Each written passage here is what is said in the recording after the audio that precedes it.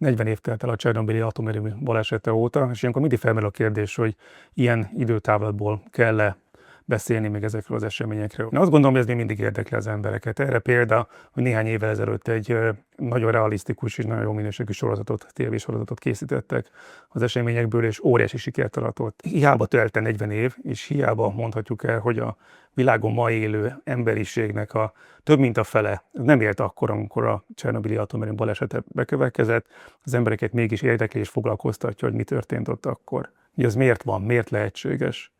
Azt gondolom, hogy Csernobil a modern életnek az egyik legnagyobb technológiai katasztrófája, ami érthető, hogy foglalkoztatja az embereket, hiszen egy modern, biztonságosnak hirdetett technológia mondott csődöt és járt nagyon súlyos következményekkel, környezetszennyezéssel, emberáldozatokkal. Az az üzenete ennek a balesetnek mindmáig, hogy az energiaéhségünk, az energiaigényünk, ami áthatja a világunkat, hogy az nincs ingyen, annak következményei vannak, és előbb-utóbb ezeket az árakat, ezt az árat meg kell fizetnünk. Az, hogy 40 év eltelt már a baleset óta, az így soknak tűnik.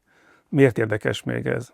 Valójában azért, mert a Csernobili balesetnek az időtávja az nem 40-50 vagy akár 100 év, évtizedekről beszélünk, addig, ameddig az egykori atomerőműnek a roncsai azok ott lesznek. Ezek borzasztó veszélyes roncsok, nem lehet hozzájuk közel menni, el kéne őket távolítani onnan, csak éppen nincsen technológia rá. Az elmúlt 40 évben annyi történt, annyit tudott a nemzetközi közösség megoldani, az eredetileg gyorsan felépített szarkofág fölé, ami nagyon gyorsan elkezdett tönkre menni, egy másikat építettek, borzasztó nagy költséggel 1,5-2 milliárd euróba került, 40-45 ország dobta ezt az összeget, és több mint egy évtizedet csúsztak is vele, sokkal később épült meg, mint amire szükség lett volna. Ez az épület is viszont csak 100 éve van méretezve, még mindig az a helyzet, hogy meg kell majd oldani, hogy az utáni 100 év után mi fog történni, és nem újabb 100 évet kell majd megtervezni, hanem újabb évezredeket kell majd megtervezni, amik az ott levő roncsok, romok, amik borzasztóan veszélyesek és nagyon erősen sugároznak, azokat biztonságosan el kell zárni a környezettől. De ez a biztonság, hogy a baleset idején is kimerült, hogy csak egy relatív biztonság, hiszen alig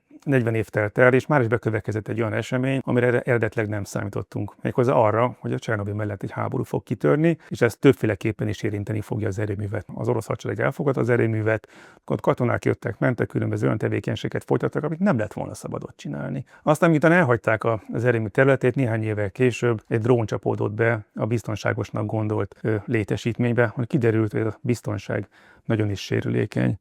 Összességében Csernobil még mindig arra figyelmeztet, hogy olyan technológiákat kell választanunk, amelyek nem szennyeznek el egész kontinenseket, illetve olyan energiatermelő technológiákra kell szavaznunk, amelyek nem járulnak hozzá a globális klímaváltozáshoz.